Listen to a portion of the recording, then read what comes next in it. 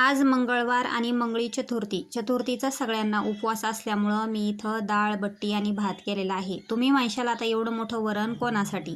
तर आमचे जे मेंबर आहे तर अजून 2-3 मेंबर वाढलेले आहे जेवणासाठी, म्हणून एवढं मोठं वरण केलेलं आहे मी. छान असं गोड आंबट वरण केलं. बट्टीचं पीठ दळून घेतलं, त्याच्यानंतर छान बट्टीचं पीठ भिजवून घेतलं, बट्टी उकडून घेतली, त्याच्यानंतर इथे तुकडे करून घेतले.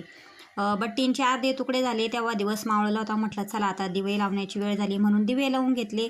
आणि दिवे लावून येताना बघितलं तर हे आमचे साहेब आणि माझा मुलगा समर्थ हे पाहुण्यांची वाट बघत होते. पाहुणे येणार होते आता स्वातीला घ्यायला, परंतु स्वातीचे मिस्टर काही जेवणार नव्हते, ते घरूनच जेवून येणार होते. अगोदर हो म्हटले, नंतर नको म्हटले. म्हणलं चला असो, आता आणखीन 2-3 जेवायला येणार होते.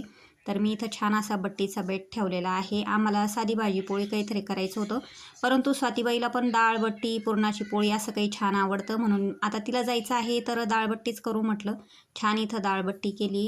2-3 कुरड्या तळल्या. भजे वगैरे केलेले नाही, कारण भजे ती असताना 2-3 वेळेस झालेले आहे.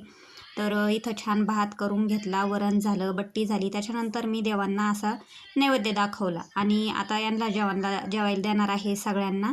ते जेवायला बसले, आता मी सुद्धा जेवायला बसणार आहे. आणि चला आता आपण उपवास सोडूया सगळे. आणि व्हिडिओ आवडला तर लाईक आणि सबस्क्राईब करा. बाय.